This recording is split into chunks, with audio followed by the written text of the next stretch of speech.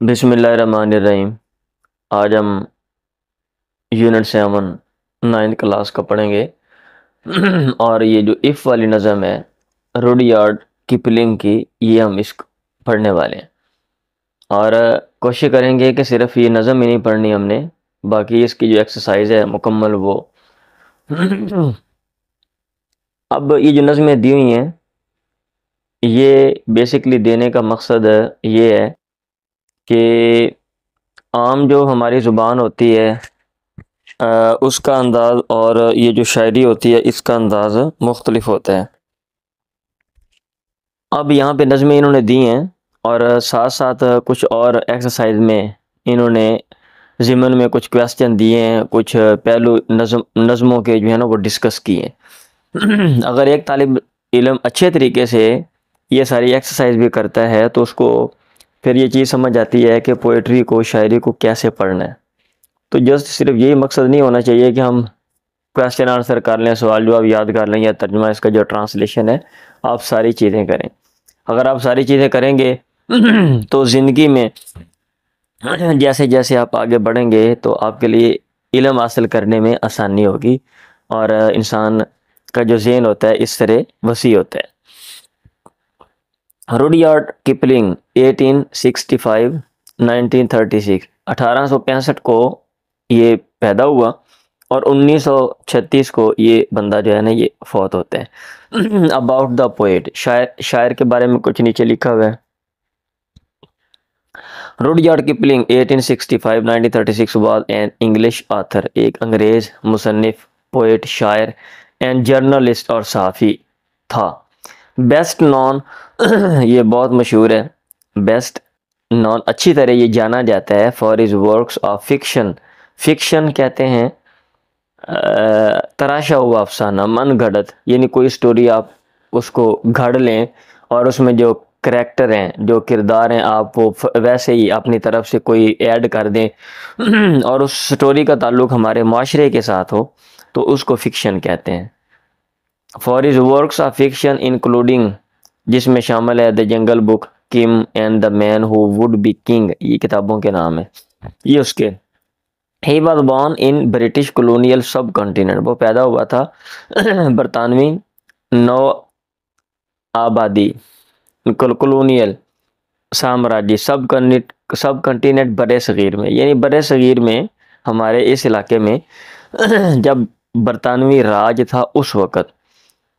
विच greatly influenced, जिसने बहुत ज़्यादा मुतासिर किया, influenced much of his writing, जिस चीज़ ने ग्रेटली बहुत ज़्यादा मुतासर किया, मच ऑफ हिज राइटिंग उसकी तहरीर में से, मच अक्सर को यानी ये जो चीज़ है उसकी तहरीर में ये चीज़ शो होती है। किपलिंग्स वर्क्स, किपलिंग का जो काम है, ऑफन एक्सप्लोर, ये अक्सर दरियाफ्त करता है थीम्स ऑफ ब्रिटिश इम्पीरियलिज्म, बरतानवी इम्पीरियलिज्म जो साम्राज्य निज़ाम है इसके थीम्स, मरकज़ी जो ख्याल हैं, एडवेंचर, मुहिम जोई and the experiences of British and सब कॉन्टिनेंट कल्चर्स, और बरतानवी और सब कॉन्टिनेंट बड़े सग़ीर के कल्चर्स जो तहज़ीबें हैं उनके तजर्बात, इंटरेक्टिंग जिनसे सामना होता है ड्यूरिंग द कॉलोनियल रूल, बड़े सग़ीर के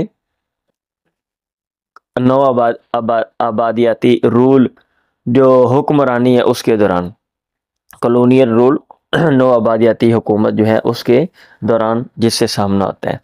चलें जी अभी हम चलते हैं नज़म की तरफ और देखेंगे आप कि कैसे मैं कोशिश करूँगा कि आसान करके तर्जुमा करूँ और चीज़ों को एक्सप्लेन करूँ। अमूमन इस नज़म का जो तर्जुमा है ना, दरमियान में कई जगहों पे मैंने देखा है लोग गलत तर्जुमा करते हैं। अब आपने ज़रा तवज्जो से देखना है कि क्या हिसाब है।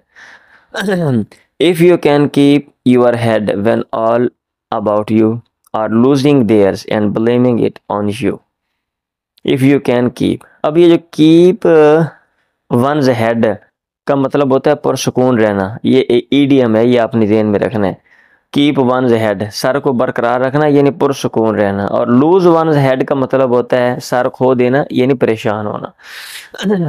इफ़ यू कैन कीप, तो आप ये भी देखा करें कि ये सिंगल लफ्ज़ का तर्जुमा है, ये चंद अल्फाज मिल के तर्जुमा दे रहे हैं, ये ख़ास माना कोई दे रहे हैं या कोई ज़ाहिरी माने से हट के कोई और माना है। इसीलिए हमारी किताबों में ये जो फ्रेजेस होते हैं, ईडियम्स होते हैं, ये याद करवाए जाते हैं ताकि तालिब इल्म इन चीज़ों को समझें। If you can keep your head, अगर तुम पुरसुकून रह सकते हो, व्हेन ऑल अबाउट यू, जब सब लोग तुम्हारे बारे में, आर लूजिंग देयर्स, परेशान हो रहे हैं, लूज देयर्स, ये देयर्स जो है ना एस लगा हुआ है, यानी देयर, जब आप जिस चीज़ का हवाला देना अगर आप उसका जिक्र नहीं करेंगे, उसका जिक्र पीछे हो गया है, तो फिर एस लगा देते हैं, एस लगा देते हैं, देयर, देयर बुक। और अगर हम कहें उनकी किताब वो जो पीछे वाली है तो हम कहेंगे देयर्स। तो ऐसे अगर वो परेशान हो रहे हैं, and blaming it on you, और इसका इल्ज़ाम तुम्हें दे रहे हैं, और इसका इल्ज़ाम तुम्हें दे रहे हैं। If you can trust yourself, अगर तुम अपने ऊपर एतमाद कर सकते हो, when all men doubt you, जब सब लोग तुम पर शक करते हैं, डाउट वर्ब है शक करना, but make allowance for their doubting too, बल्कि वो बहाने पैदा करते हैं। मेक अलाउंस का माना एक्सक्यूज भी होता है, बहाना पैदा करना, और इसका माना गुंजाइश पैदा करना। फॉर देयर डाउटिंग, अपने शक के लिए, टू भी होता है ना, लोग शक करते हैं फिर उसकी तौजीहात करते हैं, जस्टिफिकेशन करते हैं वजह। तो अगर सब लोग ऐसे कर रहे हैं कि शक कर रहे हैं और उसके लिए साथ साथ जो है ना वो कोई ना कोई तौजीह भी कर रहे हैं, ये मेक अलाउंस का तर्जुमा अगर आप गुंजाइश पैदा करें ना, तो मेरे हिसाब से, मैं तर्जुमा वैसे इसका मुझे अच्छा लगता है, मैं ये करता हूँ। अगर वो गुंजाइश, बल्कि वो गुंजाइश भी पैदा करते हैं, एक तो ये कि खाम खा शक करते हैं और ऊपर उसके लिए गुंजाइश भी पैदा कर लेते हैं, कोई ना कोई तो वजह बना देते हैं, जैसा अमूमन हमारे माशरे में होता है। इफ़ यू कैन वेट, अगर तुम इंतज़ार कर सकते हो, and not be tired by waiting, और थकते नहीं हो बाई वेटिंग, इंतज़ार के ज़रिए, नॉट बी टायर्ड और बीइंग लाइड अबाउट, ये है पैसिव वॉइस, और यह तुमसे झूठ बोला जाता है, तुम्हारे बारे में झूठ बोला जाता है, और बीइंग लाइड अबाउट, लाई झूठ बोलना होता है ना, तो ये जो फ़ेल जारी होता है प्रेजेंट कंटिन्यूस, इसका जो पैसिव वॉइस है वो बीइंग के साथ आता है, और यानी you are being lied about या तुम्हारे बारे में झूठ बोला जाता है, और being lied about, do not deal in lies, तुम जो है ना झूठ का कारोबार नहीं करते हो, तुम जो झूठ है तुम झूठ नहीं बोलते हो, और बीइंग हेटेड, या तुमसे नफरत की जा रही है, नफरत की जा रही है बीइंग लाइड अबाउट, तुमसे झूठ बोला जा रहा है, do not give way to hating, और तुम नफरत को रास्ता नहीं देते हो, मतलब ये है कि तुम नफरत को अपनाते नहीं हो। गिव वे का माना होता है रास्ता देना टू किसी को एंड येट, और फिर भी, do not look too good nor talk too wise, नहीं दिखते टू गुड बहुत अच्छे, नॉर टॉक टू वाइज, और नहीं बात करते टू वाइज बड़ी क्या कहते हैं दानिशमंदाना अंदाज में, मतलब एतदाल का रास्ता जो है ना तुम अपनाते हो, ये नहीं कि मैं बहुत पारसा हूँ और मैं बहुत जो है ना वो दाना हूँ इफ़ यू कैन ड्रीम, अगर तुम ख्वाब देख सकते हो, and not make dreams your master, और नहीं बनाते ख्वाबों को यूर मास्टर, अपना आका। अब ये नहीं कि सिर्फ ख्वाबों को सवार कर लिया, हर वक्त ख्वाब ही देखी जा रहा है बंदा, कुछ और नहीं कर रहा इफ़ यू कैन थिंक, अगर तुम सोच सकते हो, and not make thoughts your aim, और नहीं बनाते ख्यालों को यूर एम, अपना मकसद। If you can meet with triumph and disaster, अगर तुम मिल सकते हो अगर तुम सामना कर सकते हो, मीट विद मिलना सामना करना, शान शौकत, फतह से मिल सकते हो, सामना कर सकते हो, एंड डिजास्टर और तबाही, and treat those two impostor just the same, और बर्ताव कर सकते हो इन दोनों धोखेबाजों से, इम्पोस्टर फरेब देने वाला, धोखेबाज, जस्ट द सेम बिल्कुल एक ही तरह। अब ये नहीं है कि जो शान शौकत मिल गई है तो जनाब बंदा बड़ा खुश है, तबाही का सामना है तो बंदा जनाब चलो जी अब बंदा अपने आप को हल्कान कर रहा है या सोच रहा है कि मैं ये मर जाऊं एतदाल में रहो। इफ़ यू कैन बियर, अगर तुम बर्दाश्त कर सकते हो, बियर टू हियर सुनना, क्या, द ट्रूथ सच यू हैव स्पोकन जो तुमने बोला है, twisted by knaves to make a trap for fools जिसको तोड़ मरोड़ के पेश किया गया। ट्विस्ट का मान होता है किसी चीज को मरोड़ना, तोड़, हाँ तोड़ मरोड़ के पेश किया गया। ट्विस्टेड बाई नेव्स बदमाशों के जरिए, क्यों, यानी आपने तो सच बोला और जो बदमाश हैं, जो गलत लोग हैं, बदमाश से मुराद जो गलत लोग हैं माशरे में, उन्होंने उसको तोड़ मरोड़ के पेश कर दिया। होता है ना, हम एक बात सीधी करते हैं, हमारा मुखालिफ उसको उल्टा कर देते हैं, उसको गलत रंग दे देते हैं। टू मेक अ ट्रैप, फंदा बनाने के लिए, फॉर फूल्स अहमकों के लिए, ये अहमकों के लिए कोई ना कोई जो ट्रैप तैयार करो। और watch the things you gave your life to, और या तुम देखते हो चीज़ों को, you gave your life to जिनको तुमने जिंदगी दी, गिव लाइफ जिंदगी देना।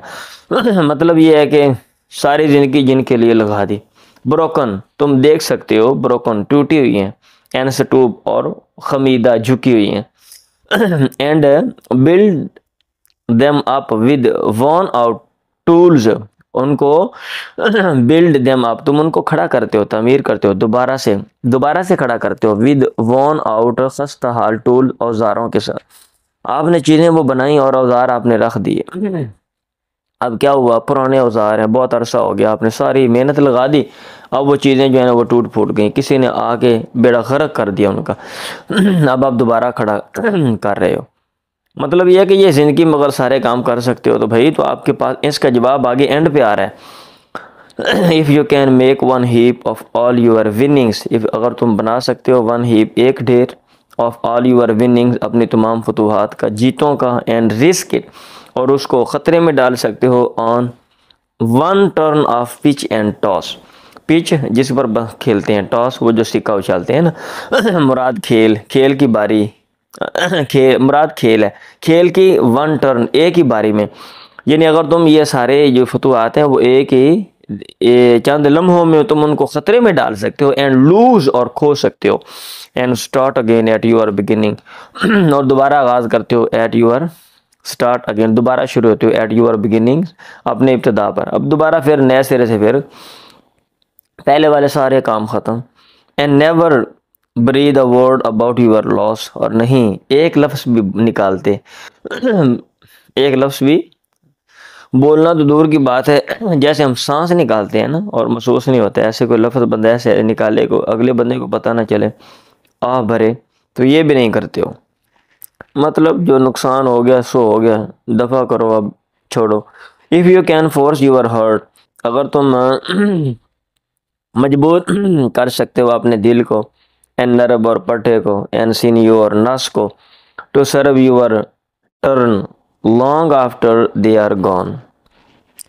ये सर्व यूर टर्न ये होता है मुफीद मतलब होना, यानी जो है ना क्या कहते हैं, मतलब पूरा करना, फ़ायदा देना।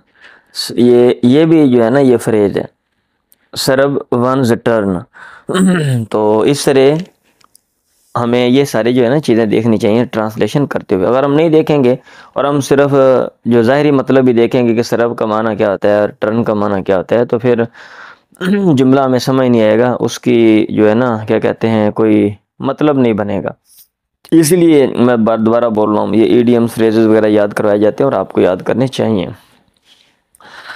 तो सर्व यूर टर्न, तुम्हारा मतलब पूरा करें, अब ये तर्जमा कर लें। अगर तुम मजबूर कर सकते हो दिल को, नर्व एंड सीनियो पट्टे और नस को कि वो तुम्हारा मतलब पूरा करे, आफ्टर दे आर गॉन पहले इसके कि वो जा चुके हैं। दिल जो है वो कमज़ोर हो चुका है, आसाब जो हैं वो जवाब दे चुके हैं, काम नहीं कर रहे, तो फिर भी आप उनको मजबूर करते हो कि भाई करो, मेहनत करो, उठो, एंड सो होल्ड ऑन, और तुम फिर एंड और सो फिर होल्ड ऑन साबित कदम रहते हो, होल्ड ऑन साबित कदम रहना, जम जाना।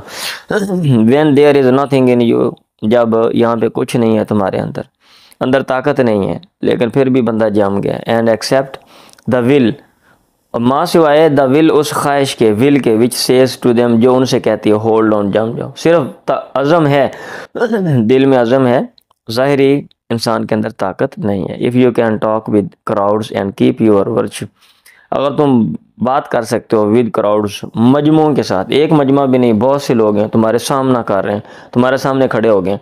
एंड कीप यूर वर्चू, और अपनी जो खूबी है उसको बरकरार रखते हो। और वॉक विद किंग्स, या चलते हो बादशाहों के साथ। Nor lose the common touch, और नहीं खोते आम राबता, कॉमन आम टच राबता। ये नहीं है कि बादशाह के साथ है जनाब अवामुन्नास के साथ राबता ख़त्म। If neither foes nor loving friends can hurt you, अगर ना दुश्मन, फो FOE फो कहते हैं दुश्मन को, फोज प्लूरल है दुश्मन, नॉर लविंग ना मोहब्बत करने वाले दोस्त, हर्ट यू तुम्हें हर्ट नहीं कर सकते। If all man count with you, अगर तमाम आदमी काउंट विद यू, जो क्या कहते हैं तुम्हारे लिए अहम है, बट नॉन टू मच, लेकिन नॉन कोई भी टू मच ज़्यादा अहम नहीं है।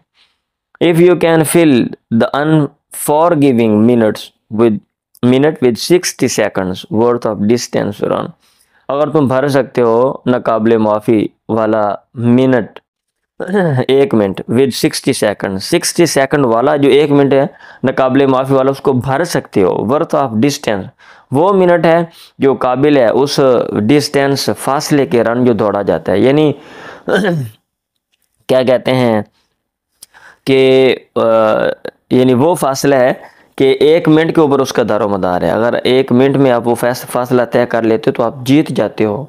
ये वाला जो मिनट है, आम मिनट की बात नहीं हो रही, वो वाला जो मिनट है जिससे आपकी हार जीत का फैसला होना है, और जितनी जो सारी मेहनत की उसका दारोमदार 1 मिनट के ऊपर है, वो वाला मिनट अगर आप भरते हो तो मतलब ये सारे काम कर सकते हो। तो इसका इफ़ का जो जवाब है जो वो एंड पे है, अगर ये सारे काम ज़िंदगी में आप कर सकते हैं। Yours is the earth and everything that is in it and which is more, yours तुम्हारा है क्या, द अर्थ ज़मीन, ज़मीन भी तुम्हारी है, एंड एवरीथिंग और हर चीज़ दैट इज़ जो है इन इट ज़मीन में, और जो कोई रुए ज़मीन पर है भाई वो भी तुम्हारा है, आप कर सकते हो, हर चीज़ आपकी है, आप कर सकते हो। एंड विच इज़ मोर मतलब ये है कि अगर ये सारे काम आप कर सकते हो ना, तो ज़मीन और रुए ज़मीन सब चीज़ वो आपको मिल सकती है। आप दुनिया की कोई भी जो चीज़ है उसको मुसख्खर कर सकते हो। And everything that is in it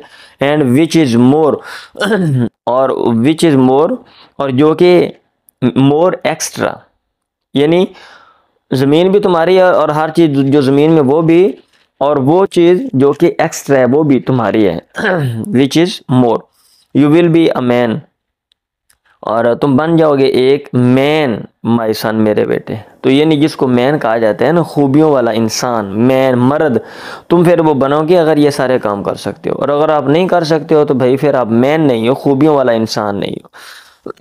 how will you handle the situation if you face failure in your life, ये दाएं तरफ लिखा हुआ है, इसको भी देख लें।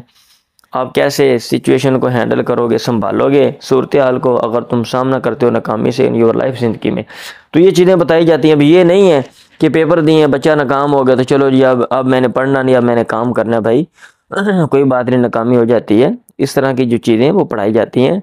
इल्म के साथ साथ ये सिखाना भी मकसद है कि ज़िंदगी में ऊंच नीच आती रहती है, इंसान को इस्तिक़लाल सब्र के साथ लगे रहना चाहिए, मेहनत करनी चाहिए। How will you celebrate success in your life, कैसे तुम मनाओगे कामयाबी इन योर लाइफ अपनी ज़िंदगी में। अब आगे ये है ग्लॉसरी, कहते हैं हाशिए को, यानी जिसमें इजाफी चीज़ें बयान की जाती हैं। तो ये इंग्लिश में लिखा हुआ है, तो कोशिश करें आप, अगर आपने ज़ुबान सीखनी है अंग्रेज़ी ज़ुबान, तो एक एक चीज़ पढ़ें। ये किताब में जो दी हुई है ये उन्होंने वजाहत की हुई है कि फॉर द टीचर, ये नीचे लिखा हुआ है कि उस्ताद के लिए। तो इसके अलावा जो भी चीज़ है आपने वो पढ़नी है। अब इम्पोस्टर, ये अल्फाज हैं और साथ मानी देख लें। A person who pretends to be somebody else in order to trick people, एक ऐसा बंदा हु प्रीटेंड्स, जो बहाना करता है, टू बी समबॉडी एल्स, के वो कोई कुछ और है, ताकि वो ट्रिक पीपल, लोगों को क्या कहते हैं फरेब दे, उसको कहते हैं इम्पोस्टर। नेब अ डिसऑनेस्ट मैन और अ बॉय, बददियानत आदमी या लड़का, डिसऑनेस्ट जो ईमानदार नहीं है। Seen you a strong band of tissue, tissue का एक मजबूत बैंड पट्टी, इन द बॉडी जिस्म में, दैट जॉइंट्स मसल जो एक पट्टे को टू अ बोन हड्डी के साथ जोड़ता है उसको नस कहते हैं। Stoop to bend your body forwards and downwards. Stoop झुकाना अपने जिस्म को फॉरवर्ड्स आगे एंड डाउनवर्ड्स और पीछे को। ट्रियम्फ ग्रेट सक्सेस बड़ी कामयाबी। अचीवमेंट अचीवमेंट जो बंदा ज़िंदगी में कोई चीज़ हासिल करता है और विक्ट्री या फतह।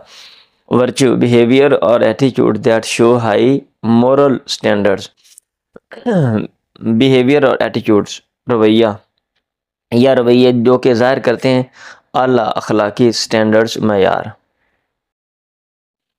रीडिंग एंड क्रिटिकल थिंकिंग पढ़ना और क्रिटिकल तनकीदाना थिंकिंग सोच। तनकीदाना का मतलब ये होता है कि आपने हर चीज़ को गहरी नज़र से देखना है, खूबियाँ खामियाँ एक चीज़ के तमाम पहलू। Answer the following question according to the poet शायर के मुताबिक हाउ शुड वन रिस्पॉन्ड कैसे एक बंदे को रिस्पॉन्ड करना चाहिए टू क्रिटिसिज्म तनकीद एंड ब्लेम और इल्ज़ाम पर। यानी अगर एक तनकीद की जाती है या इल्ज़ाम लगाया जाता है तो इंसान को कैसे रिस्पॉन्ड जवाब देना चाहिए। नंबर 2 व्हाट क्वालिटी ये इसके क्वेश्चन भाई इसके आंसर आपने खुद लिखने हैं। कोशिश करें मैं आपको ये हल करा रहा हूँ कि आपने क्या क्या काम करना है और जो काम करने हैं वो आपने खुद करने हैं। कोशिश करनी है कि आप खुद वो उनके आंसर ढूंढें अपने पास से लिखें, अगर नहीं तो फिर गाइड के मुताबिक। What qualities does the poem emphasise in handling doubt and self trust. कौन सी व्हाट क्वालिटी कौन सी खूबी डज द पोएम एम्फसाइज नज़म जिस खूबी पर जोर देती है इन हैंडलिंग डाउट क्या कहते हैं शक एंड सेल्फ ट्रस्ट और ज़ात पर एतमाद को हैंडल करने में संभालने में। What message does the poem give कौन सा पैगाम नज़म देती है अबाउट ड्रीम्स ख्वाबों एंड एस्पिरेशंस और ख्वाहिशात के बारे में। How should a person handle twisted truths and personal losses कैसे एक बंदे को संभालना चाहिए ट्विस्टेड क्या कहते हैं गलत अंदाज में पेश किए हुए ट्रूथ सच्चाइयों को संभालना कैसे चाहिए, पर्सनल लॉसेस और ज़ाती जो नुकसान होते हैं उनको। What does the poem suggest नज़म क्या सजेस्ट करती है तजवीज़ पेश करती है अबाउट रिजिलियंस दोबारा उभरना खड़े होना। रिजिलियंस नुकसान के बाद दोबारा खड़े होना इसके बारे में। एंड रिबिल्डिंग आफ्टर सेटबैक्स और दोबारा तामीर करना आफ्टर सेटबैक्स नुकसानात के बाद। अकॉर्डिंग टू द पोएम शायर नज़म के मुताबिक how should one persist in difficult times कैसे एक बंदे को इस्तिक़लाल अपनाना चाहिए, परसिस्ट जम जाना चाहिए इन डिफ़िकल्ट टाइम्स मुश्किल औक़ात में। What is the message of the poem नज़म का मैसेज क्या है रिगार्डिंग इंटीग्रिटी सालमियत एंड ह्यूमिलिटी और क्या कहते हैं आर्जी के बारे में इन लाइफ ज़िंदगी में। वोकेबलरी कंटेक्सचुअल क्लू क्लू कहते हैं इशारे को और कंटेक्सचुअल का मतलब होता है सियाको सबाक। यानी कोई लफ्ज़ है ना कहीं आ गया तो उसके दाएं बाएं देख के उसका मतलब समझ लेना। बस औक़ात ऐसे होता है कि एक लफ्ज़ का मतलब कि उस लफ्ज़ को किस माने के लिए बनाया गया है हमें नहीं समझ आता, लेकिन जब हम दाएं बाएं गौर व फिक्र करते हैं तो हमें उसका माना समझ आ जाते हैं। तो ये सारी चीज़ें जो है ना बताई जाती हैं और ये सारी चीज़ें कलाम में देखी जाती हैं।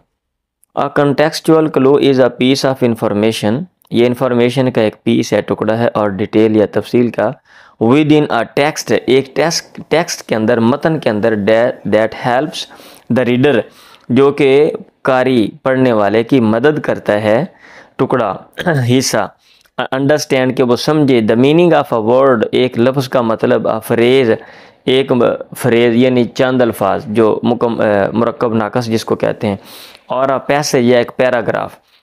Contextual clues can be found ये मिलते हैं सियाको सबाक के इशारे इन द सेंटेंसेस जुमलों में सराउंडिंग द अनफेमिलियर वर्ड जो कि घेर रहे होते हैं जुमले दाएं बाएं आ रहे होते हैं। अनफेमिलियर गैर मानूस गरीब जिसको कहते हैं अजनबी वर्ड लफ्ज़ के।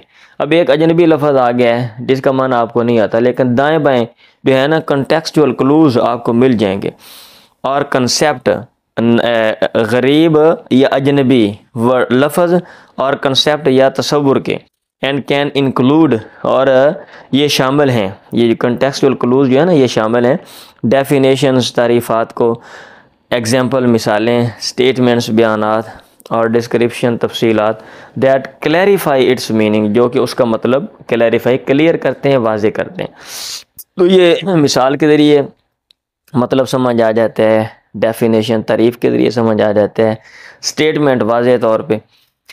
इफ़ यू कैन ड्रीम, अब ये नीचे देखें, if you can dream and not make dreams your master, if you can think and not make thoughts your aim, if you can meet with triumph and disaster and treat those two impostor just the same. अब ये देखें, अब ये आगे वो कह रहे हैं कि the words not make dreams your master in the first line of the stanza, ये स्टेंजा बंद के पहली लाइन में may not make sense at first, ये कोई सेंस नहीं रखता, कोई माना नहीं देता, मेक सेंस कोई माना देना, एट फर्स्ट पहले। The significance of the stanza is revealed, इस बंद की जो अहमियत है वो ज़ाहिर होती है बाई इट्स कंटेक्स्ट, इसके कंटेक्स्ट सियाको सबाक से, विच स्ट्रेसेस द नीड, जो कि क्या कहते हैं बताता है, स्ट्रेस बढ़ाना, ज़ोर देना, द नीड अहमियत ज़रूरत की अहमियत पर ज़ोर देता है। ज़रूरत किसकी? Of keeping control over one's goals, हाँ अपने मकासद पर काबू रखना, कीपिंग कंट्रोल काबू रखना, इसकी ज़रूरत पर जोर देता है। एंड रिफ्यूजिंग, और इनकार करना, टू लेट देम, कि उनको छोड़ दिया जाए, रूल वंस लाइफ, कि वो किसी की ज़िंदगी पर वो हुक्मरानी करें। The poem makes the point that, ये नज़म ये चीज़ बताती है कि although having aspirations and desires is vital, अगरचे ख्वाहिशात और जज्बात रखना, हैविंग रखना, इज़ वाइटल अहम है, इट इज़ आल्सो क्रिटिकल, ये भी अहम है, टू बी ग्राउंडेड, के वो रियलिस्टिक, ग्राउंडेड बुनियाद वाले हों और हकीकी हों, वाइल वर्किंग, इस दौरान के आदमी काम कर रहा हो, टुवार्ड्स दोज गोल्स, उन मकासद की तरफ। ये नहीं है कि ड्रीम्स हैं और वो ऐसे हैं कि वो उनकी कोई बुनियाद ही नहीं है या वो ख्याली हैं।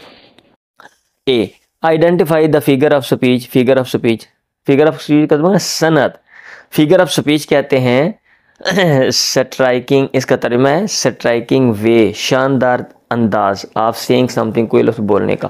तो फिगर ऑफ स्पीच का मतलब ये होता है कि वो मखसूस तरीका शानदार, जिससे आप कोई माना जो है वो अदा करें, कोई बात कहें। जैसे आप ये भी कह सकते हैं फ़लाँ बंदा बहादुर है, और आप ये भी कह सकते हैं फ़लाँ बंदा शेर है। तो ये एक अंदाज है उसकी बहादुरी बताने का, फिगर ऑफ स्पीच सनत। And write its type against each sentence, और हर जुमले के सामने, तो इस पर आपने जो है ना ये वर्क करना है। The water was as cold as ice, पानी इतना ठंडा था जितनी बर्फ़ होती है। तो एज ये वजाहत करेगा कि ये सिमिली होती है जहाँ पे एज आता है। तो ये चीज़ें आपने खुद करनी है। भाई मैं ये जुमले बता देता हूँ तर्जुमा इसका।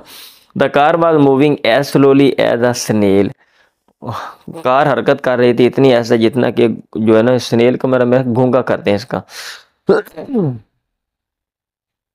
The leaves waved goodbye as they fell from the tree, पत्तों ने वेव्ड गुड बाय, खुदा हाफिज कहा जैसे वो गिरे फ्रॉम द ट्री, दरख्त से।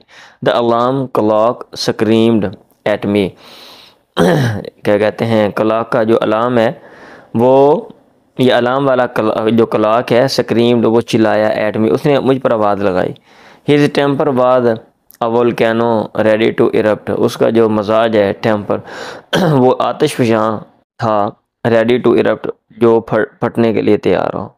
हर लाटर वाज अ स्वीट सिम्फनी, और उसका जो कहका था वो एक शीरीं सिम्फनी, गाना या धुन थी। अब इसमें ग्रामर आ गया है, fill in the blanks with appropriate conjunction और ट्रांजिशनल डिवाइसेस, कहते हैं खाली जगह पुर करें मुनासिब कंजंक्शन हरफ अतफ के साथ। हरफ अतफ ये वो अल्फाज होते हैं जो जुमलों को या अल्फाज को जोड़ते हैं, या ट्रांजिशनल डिवाइसेस होते हैं, यानी वो डिवाइस, वो अल्फाज जिनकी मदद से बंदा एक जुमले से दूसरे जुमले की तरफ ट्रांजिट होता है, मुंतकिल होता है। तो हर्फ अतफ वही होते हैं ना कि एक जुमले से दूसरे जुमले की तरफ आप मुंतकिल होते हैं। We go to the garden, हम बाग में जाते हैं, प्लांट ट्रीज, और दरख्त लगाते हैं, तो इसमें आपने लगाना है। ही स्टडीड हार्ड, उसने मेहनत की। He failed in the exams, इम्तिहान में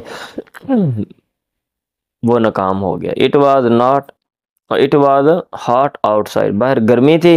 we went back to our home, वापस घरों को चले गए। शी वाज टायर्ड, वो थकी हुई थी। She did not give up the work, उसने काम तर्क नहीं किया। शी इज इंटेलिजेंट, वो ज़हीन है। हार्ड वर्किंग, मेहनती है। The manager the employees knew about the change, manager और मुलाजमत तब्दीली के बारे में जानते थे। You can read the book, आप किताब पढ़ सकते हो। वॉच द मूवी, मूवी देख सकते हो। द डिश वाज डिलीशियस, जो डिश मज़ेदार थी। इट लुक्ड वो दिख रही थी। Rewrite the given sentences by adding conjunctions to them, conjunction add करने हैं। You can have ice cream, you can have ice cream for dessert, you can have cake for dessert.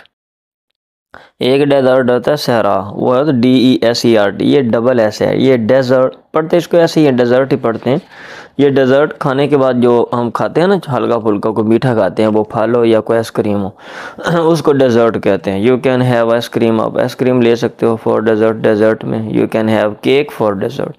He was टाइड, वो थका हुआ था। ही कंटिन्यूड टू वर्क, उसने काम जारी रखा। They didn't have enough money, उसके पास काफ़ी पैसा नहीं था। They could not buy the tickets, वो टिकट नहीं खरीद सकते थे। You should wear a coat, आपको कोट पहनना चाहिए। इट इज़ कोल्ड आउटसाइड, बाहर सर्दी है। The restaurant serves delicious food, जो रेस्टोरेंट है ये पेश करता है मज़ेदार खाना। The restaurant has great service, इसके पास जो है ना बड़ी सर्विस है। Right a story of your own choice, एक कहानी लिखें अपनी मर्जी की। By using transitional devices and conjunction, transitional devices और कंजंक्शन हरफ इस्तेमाल करते हुए। तो भाई आपने खुद ही लिखनी है। करेंगे तो करने से काम आएगा। अगर आप ये कहें कि नहीं हम नहीं करते तो फिर भाई काम नहीं आएगा। ओरल कम्युनिकेशन स्किल्स, ज़ुबानी कम्युनिकेशन की मारते। Divide the class into groups, class को 2 ग्रुपों में तकसीम करें। Have a discussion with the classmates about, बात करें। Have a discussion with the classmate, class के साथियों के साथ। About the impact of excessive screen time on mental health, हाँ बहुत ज़्यादा स्क्रीन के वक़्त का असर ऑन मेंटल हेल्थ, ज़हनी सेहत पे। यानी इंसान की सेहत पे अगर बहुत ज़्यादा बंदा स्क्रीन इस्तेमाल करता है तो क्या असर होता है, ये पूछें। क्योंकि आजकल के जो बच्चे हैं ना वो बहुत ज़्यादा स्क्रीन इस्तेमाल करते हैं, तो उनसे पूछें कि भाई अगर आपने स्क्रीन इस्तेमाल जब आप करते हो तो बेटा उसके बाद फिर क्या होता है, तो अपनी तजर्बात बताएं। शेयर यूर थाट्स, शेयर करें, बांटें अपने थाट्स, ख्यालात रिलेटेड टू द टॉपिक, इस टॉपिक के बारे में विद द क्लास, क्लास के साथ। रीड द फॉलोइंग डायलॉग पढ़ें and practise it with your friends, अपने दोस्तों के साथ इसकी मशक करें। बाई टेकिंग टर्न्स, बारी के साथ। किरण, अस्सलाम वालेकुम।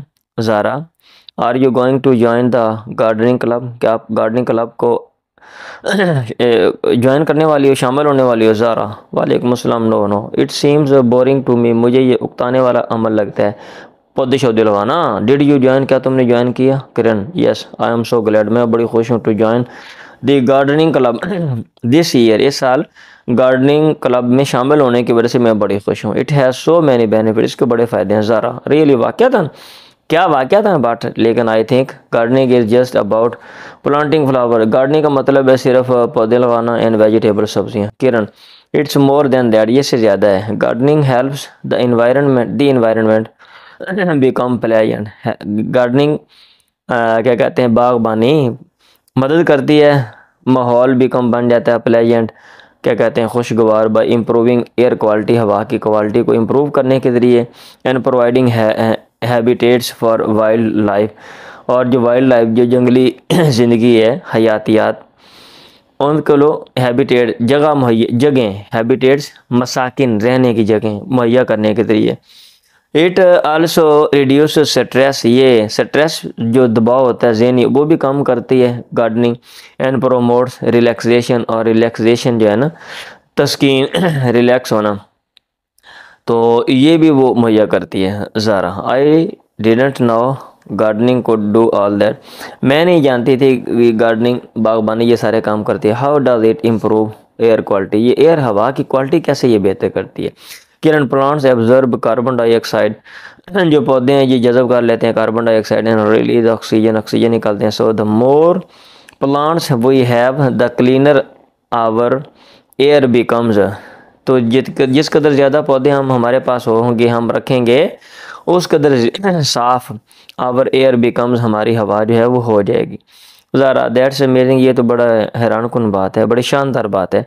What about reducing stress, stress कम करने के बारे में क्या क्या कहते हैं, क्या बात है। How does gardening help with that, ये इसमें कैसे मदद करती है बागबानी। Kiran gardening gives you a chance to connect with nature, ये गार्डनिंग में तुम्हें मौका देती है कि तुम जुड़ जाओ नेचर के साथ and take a break from screen, और स्क्रीन से और टेक्नोलॉजी से ब्रेक लो। It's coming to be outside, ये पुरसकून होना है, टू बी आउटसाइड, पुरस्कूर करने वाली बात है, टू बी आउटसाइड, बाहर होना। लिसनिंग टू बर्ड्स चिरपिंग, परिंदे की ये क्या कहते हैं चहचहाट को सुनना। And feeling the soil in your hand, और महसूस करना मट्टी को अपने हाथों में। ज़रा I can see how that would be relaxing, I can see, मैं समझ सकती हूँ कैसे ये रिलैक्स करने वाला होगा। एंड आई गेस, और मेरा ख्याल है growing your own fruits and vegetable is healthier too, उगाना अपने फल और सब्जियां इज हेल्दियर, ये ज़्यादा सेहत बख्श है टू से भी, राइट, ठीक है। किरण डेफिनेटली, यकीनन। When you grow your own food, जब तुम अपना खाना उगाते हो, यू नो एग्जैक्टली, तुम वाक़तन जानते हो वेयर इट कम्स फ्रॉम, ये कहाँ से आता है, हाउ इट्स ग्रोन, कैसे उगाया जाता है। Zara I think I might try gardening at home too, मेरा ख्याल है मुझे गार्डनिंग को घर में भी ट्राई करना चाहिए। It sounds like a great way to relax and learn more about nature, ये लगता है जैसा कि एक बड़ा रास्ता है टू रिलैक्स होने का, एंड लर्न मोर, और ज़्यादा जानने का अबाउट नेचर के बारे में। किरण यू शुड, आपको करना चाहिए। इट्स आल्सो अ वे, ये एक रास्ता है, to give back to our community by sharing our products with other. It also a way, ये आल्सो भी अब एक रास्ता है, टू गिव बैक, कि हम दें अपने माशरे को, बाई शेयरिंग आवर प्रोडक्ट्स, अपनी गिव बैक वापस दें, लौटाएं, बाई शेयरिंग आवर प्रोडक्ट्स, अपने पैदावार को शेयर करने के ज़रिए विद अदर, दूसरों के साथ। ज़रा दैट्स ट्रू, ये तो सच है, सच्ची बात है, हकीकत है। I never realize how much impact gardening could have, मैं कभी महसूस नहीं किया कि किस कदर अहमियत, इम्पैक्ट, किस कदर असर गार्डनिंग बागबानी कुड हैव ये रखती है। Thanks for sharing all this with me, शुक्रिया शेयर करने का, बांटने का, ऑल दिस, ये सारी बातें विद मी, मेरे साथ। Kiran I will surely join the gardening club, मैं यकीनन गार्डनिंग क्लब को ज्वाइन करूँगी। किरण नो प्रॉब्लम, ठीक है, कोई मसला नहीं। Zara I am glad you have interested, you are interested, मुझे खुशी है, मैं खुश हूँ कि तुम इसमें दिलचस्पी रखते हो। C compose and recite your own poem, तरतीब दें, बनाएं और पढ़ें अपनी नज़म। रिसाइड, कंपोज, लिखें और अपनी नज़म पढ़ें, मतलब ये कि अपनी नज़म आप खुद बनाएं। Rest of the class will listen, बाकी क्लास में जो बाकी क्लास है, रेस्ट इसका माना बाकी है।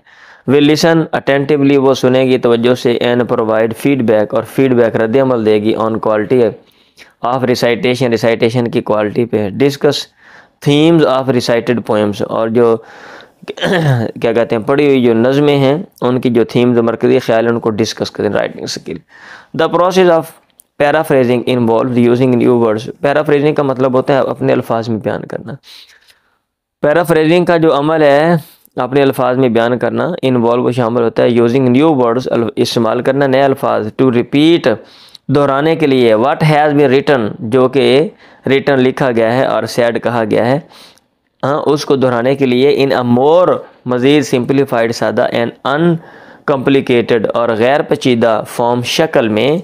That facilitates understanding the original idea, जो कि सहूलत देती है समझने की, कौन क्या समझने की, ओरिजिनल हकीकी आइडिया जो है उसको समझने की जो सहूलत देती है। स्टेप्स फॉर पैराफ्रेजिंग, अब अगर आपने पैराफ्रेज करना है, आपने किसी चीज़ को अपने अल्फाज में लिखना है, तो उसके लिए आपको जो है ना वो क्या क्या करना पड़ेगा। कहते हैं to get an understanding of the content, उसकी अंडरस्टैंडिंग हासिल करना, that you want to paraphrase, जिसको तुम पैराफ्रेज करना चाहते हो, अपने अल्फाज में बयान करना चाहते हो। रीड इट, उसको पढ़ना 2 और 3 टाइम, 2 या 3 दफ़ा। पहला काम तो आपने ये करना है। When paraphrasing the text use synonyms also, जब पैराफ्रेजिंग टेक्स्ट की करो तो सिनोनिम्स जो मुतरादिफात हैं उनका भी इस्तेमाल करो। Change the word form from your original text, जो वर्ड की जो शक्ल है उसको चेंज कर दो अपने ओरिजिनल टेक्स्ट है।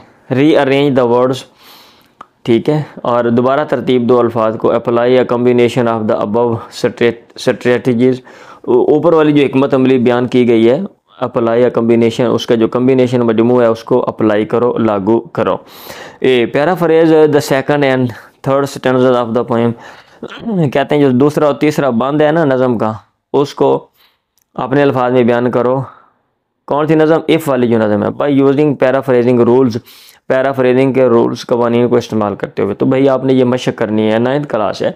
अब ये नहीं है कि ये इसमें हर जगह भी आपने जो है वो चीज़ें वो रटनी है और लिखी लिखाई। आप मशक करेंगे, ग्रामर पढ़ेंगे, ग्रामर के जो रूल्स हैं वो अप्लाई करेंगे, तो फिर आप सीखेंगे। Summary writing, summary is a concise paragraph, ये मुख्तसर पैराग्राफ होता है। दैट डिस्कस, जो कि डिस्कस करता है अ टेक्स्ट, एक मतन, और अ पोएम या एक नज़म को।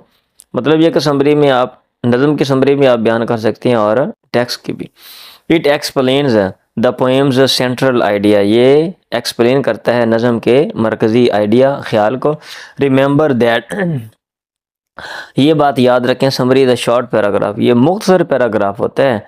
Covering the whole theme of the text, ये टेक्स्ट मतन के मुकम्मल मरकज़ी ख्याल को कवर करता है। रूल्स फॉर समरी, अब समरी के जो रूल्स हैं भाई वो भी आप सुन लें।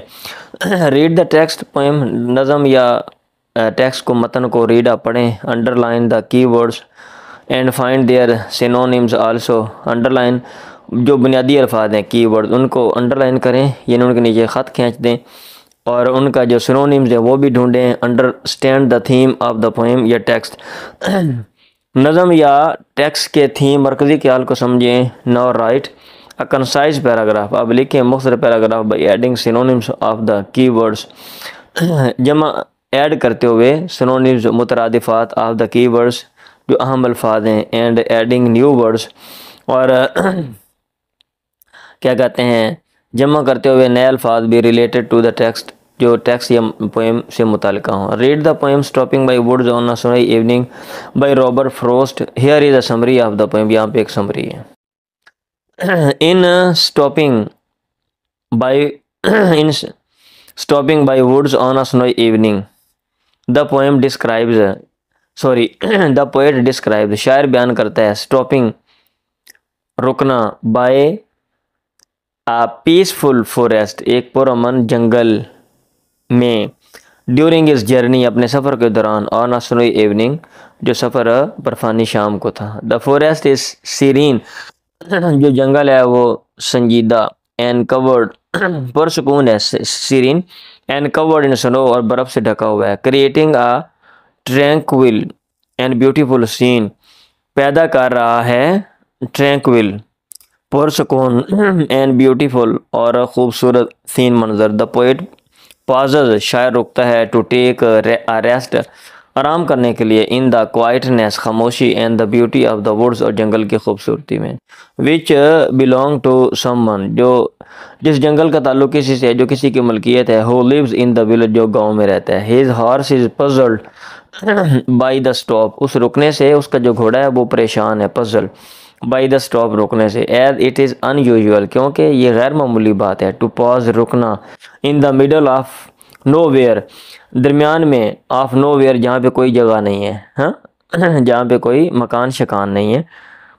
विदाउट एनी फार्म हाउस, आगे उसकी वजाहत भी करके, विदाउट एनी फार्म हाउस, बग़ैर किसी फार्म हाउस, देहाती इलाके के, नियर बाय करीबी, यानी कोई करीबी कोई देहाती इलाका नहीं है, कोई जगह नहीं है जैसे बाहर मकानात लोगों के होते हैं खुली जगह में। The only sound breaking the silence, अकेली आवाज़ जो कि खामोशी को तोड़ रही है, इज़ है द सॉफ्ट जिंगलिंग, हल्का हल्का टन टन of the horse harness bell, horse harness bell, घोड़े के जो लगाम होती है उसकी घंटियों की जिंगलिंग टन टन।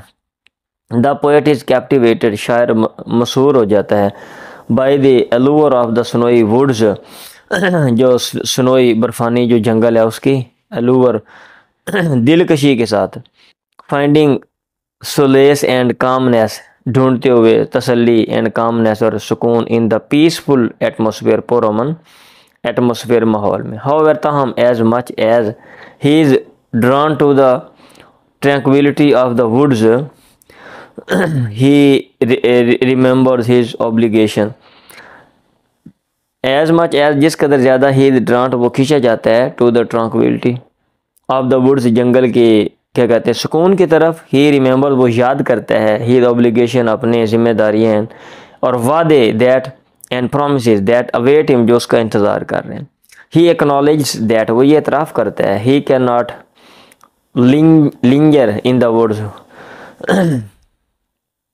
सॉरी लिंगर इसको पढ़ते हैं भाई, linger, he can not linger in the woods, वो जंगल में तख़ीर नहीं कर सकता, एज क्योंकि he still has a long journey, वो अभी रखता है लंबा सफ़र, उसने अभी लंबा सफ़र करना है, अहेड ऑफ हिम उसके अपने सामने, बिफोर ही कैन रेस्ट पहले से कि वो आराम करे। Right the summary of the poem if की जो समरी है जो नज़म है इसकी समरी भी आप लिखें। लेकिन जी मैंने कोशिश की है कि चीज़ों को एक्सप्लेन कर दूं सादा सादा, और आप ये टेक्स्ट बुक खोल के जो यूनिट 7 है ये मुकम्मल आप पढ़ें, और मैं उम्मीद करता हूँ कि इंशाअल्लाह ज़िंदगी में अगर हम ऐसा पढ़ेंगे तो आप ज़रूर कामयाब होंगे। चीज़ों को तफसील के साथ पढ़ें और जो कुछ दिया हुआ है वो सारा पढ़ें अच्छे तरीके से। जब आप तकादे पूरा करेंगे तो यही नॉलेज जो आप हासिल करेंगे आगे चल के आपके फिर काम आएगा। दुआ में याद रखें। अल्लाह हाफ़िज़। फिर भी अपना फ़ीडबैक ज़रूर दें अगर इसमें कोई मसला है या कोई चीज़ या आपके ज़हन में कोई मशवरा है तो आप मुझे बताएं, ताकि बहुत सी बातें इंसान के ज़हन में नहीं आती तो मैं उनको भी